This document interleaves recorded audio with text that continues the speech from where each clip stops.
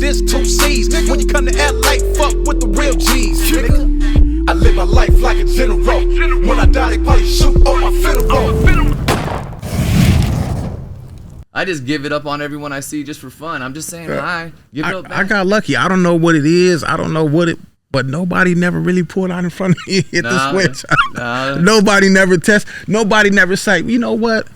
Who is this dude? Yeah. How the hell he just, let me just pull up in front of me. Let's see if he really about, and it ain't just no internet clippings. I cringed on that motherfucker one time. I was like, God damn. Yeah. When I got it, I had a bunch of loose bolts. I was like, this motherfucker, yeah, he was swinging this motherfucker. It was fun, man. But you know what? No, I got lucky. Nobody never really tried to like pull up in front of me. Right. You know what I'm saying? Man. I had a few. I had one guy in a Lincoln.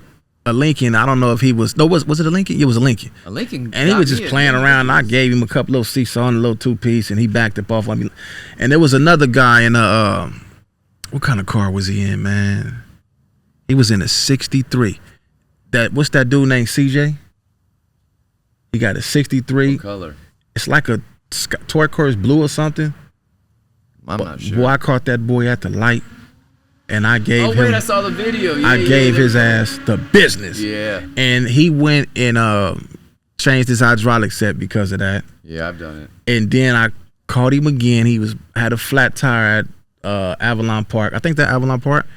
And I just played with it, you know what I'm saying? But he out to get me. Yeah. One day he'll have his time, because I ain't gonna bow down. I know the secrets. I know what to put in that motherfucker to make it work. So man, you had a really good thing going with the buzz. You were doing the comedy, the rapping, all that stuff.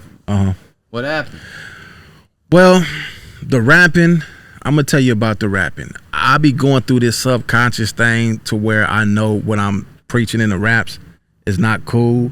And then sometimes I just go back to the old me and I go in there and mix up some shit. Right. But they be like really personal songs, like songs that I never release. I just keep for myself when I want to get pumped up, right? Right. But I just couldn't put the message out there no more. I don't, it would just bother me. Like it was just, I don't know if I was getting older, and I started realizing what I was saying. Right. And I was like, damn, I can't say that because my son listening to this shit, you know? No. So that was one reason. But with the comedy skits, man, I used to wake up and live that. Like that was something I had to do every day, 3 or 4 skits. It was going good. I wasn't funny as fuck. Yeah, I wasn't really tripping off the monetizing YouTube. I just did it out of the love for being, funny, because people look at me and look where I come from, and they think I'm supposed to be this tough guy all the time, or with my face screwed up and balled up. So when I showed them the comedian side of myself, a lot of people was caught off guard. Like, what the fuck? We didn't know what the hell is that? What the Rick Rock on dope? Is he doing drugs? What the fuck going on with the homie? Right. Because they didn't know, like, I did a lot of my youth in prison. Right. So in jail, we didn't have nothing to do but clown all day.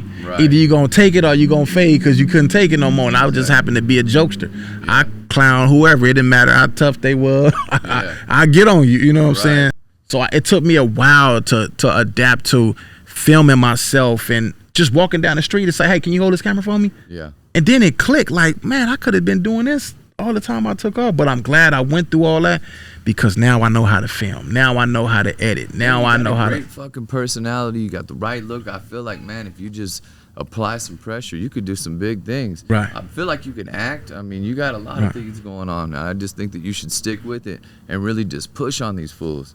Right. You know what I mean? It's all in God's timing, man. Every year I learn something new. How old are you now? I'm 43. Shit, I'll be 50 July 25th. We ain't got much time left. Shit, yes, we do. Yes, we do. I want to be in my wheelchair with some gold Dayton's on it and a young, nice hood rat. Man, you know what? I think about that and I see what's going on with my sister and how my mom went and stuff like that in the hospital with all them tubes in them. And everyone's always asking me, Lloyd, why are you so wild? Why are you doing this? You're still at this age. You know what I mean? I don't go looking for trouble, but I've always been a little wild, Right. And I always think it would be better just to be killed on the streets than it would be to be in my bed with an oxygen tube up my nose. Right. Fighting for breath. Fuck that. You know what I mean? I just want to be there one moment and gone the next. That's why, Right. I don't know. It's probably a shitty way to look at things. I'm not matured enough maybe in that area, but that's all good. But listen, when you feel like that, you still got a rider. He got a rider in back of us, y'all. Yeah, that's my baby. Look, right here. Let me tell you something. What year did Live and Die in LA came out? What year was that? Was that fuck, I don't want to say exact year because then all everyone's going to clown me. I want to say 96 or 95, one of those years. I want to say it was 96. That's a long time ago. We don't supposed to remember that shit. Yeah. We up in age. It's all good. Right, we get it passed by that. When I seen Tupac in that 61 back then, right? I knew it was a Chevy. I knew it was a 61. But the only thing I couldn't identify with was the fucking stock wheels on it. Right. And it didn't have hydraulics on it. Like when you lower. seen Ice Cube in the 61 with the rag back and it lifts up, right? Yeah.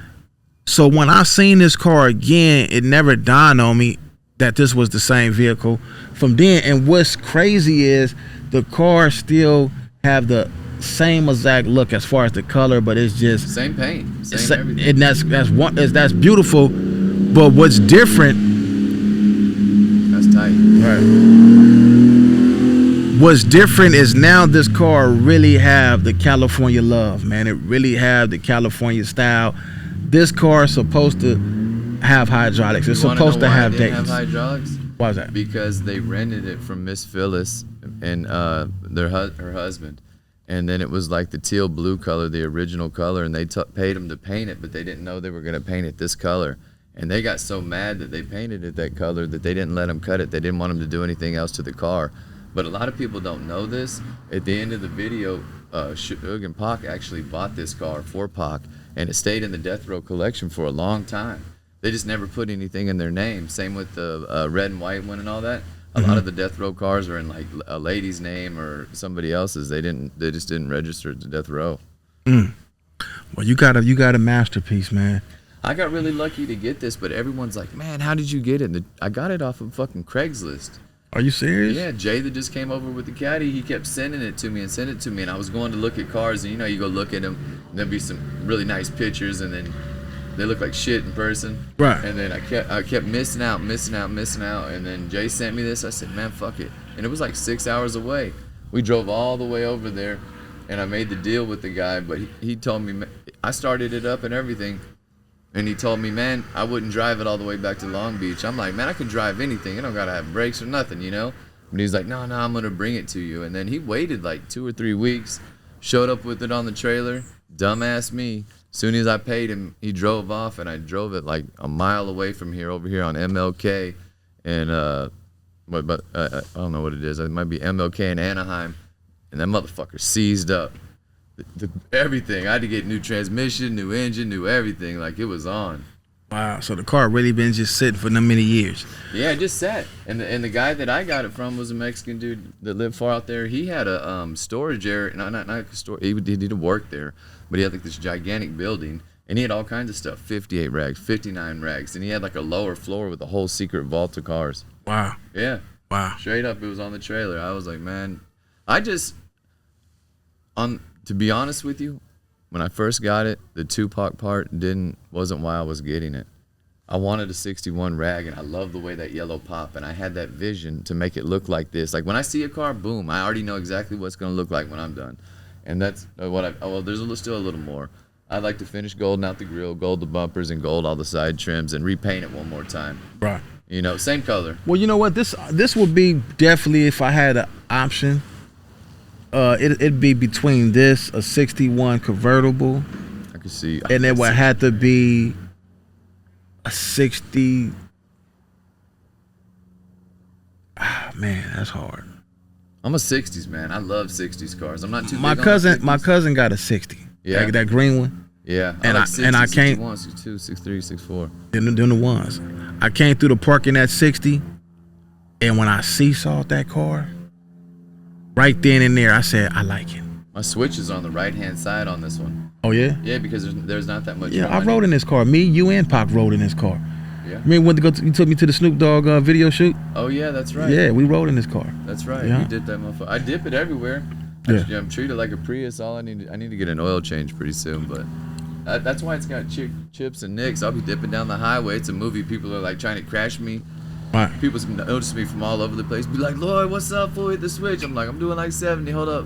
Slow it down to 60. Give Right. it up, But Right. I mean, that's how it happens.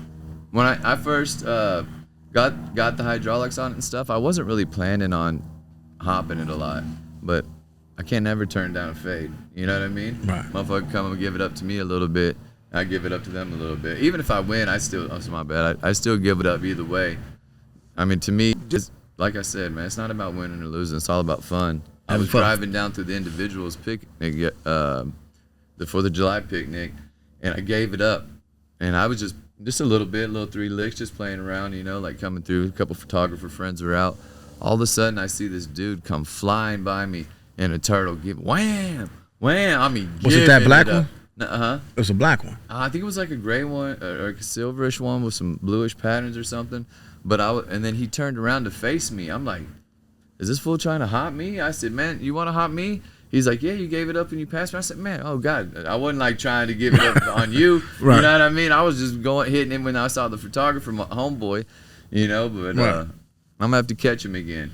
Right. I was like, damn. But he got me pretty good when I noticed that he was coming. I looked out the window. His shit was doing a wheelie by my car, and he's like looking down at me like, "Yeah, fool." I was like, "God damn it, you got me good." I think we all got the moments. We all got the moments. I told him, I said, "Man, thanks for coming back and hitting it on me. I promise you, man. If I'm ever hitting the switch on you, it's no disrespect. I respect your car or you, or I'm just saying, fucking hi. Hit the switch back. Right. Break me off. Right. You know what I mean? I've never hopped anybody I didn't like. Fuck it. You know what I mean? Let's just have fun with the shit." I've always loved low riding. Now when I got into Long Beach and got older and got a little bit of money, I was able to get like really nice ones. But there's been plenty of days I was riding around with no floorboards and all kinds of other shit. Right. Cars that leak, scraping the ground, hit it back up, leaking, scraping back. You know, I mean, I did whatever I could do to keep myself low riding. I didn't come from like a lot of money, but when I came here, weed was illegal. You know what I mean? And my boy used to pay me $100 or $200 a pound to trim weed.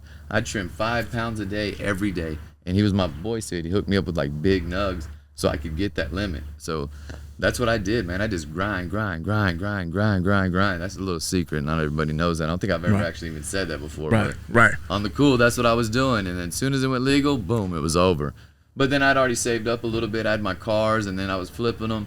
You know what I mean? I was just trying to maintain. I mean, Instagram makes it look like I might be over here dripping, but I don't even got a screen on my front door. I'm the real. Right. You know what I mean? That's Instagram. You know, a lot of us really, you know, we get on there, we put our best on there. You know, we show the glamorous things. You know what I'm saying? We really don't show our flaws, but yeah, I ain't trying to show them about my colonoscopy I got coming up again. But we ain't gotta. All we gotta do is keep showing. All we gotta do is keep showing them. Watching shit. Keep showing them this, and that's all. You know, little here and there. Yeah, no shit. A lot of sweet things come with old age. I'm not showing all the backaches and all that other stuff after I'm out there hitting the switch all day. That's for sure. Well, now that you sold Hussle 64, what's the next rider you got coming up, man? Man, you know what? I have a little secret. I got the numbers in the body for the 1961 that Suge built for Pac, the white one. You're a lucky guy, man. Man, the right guy called me, and I just happened to be able to get it.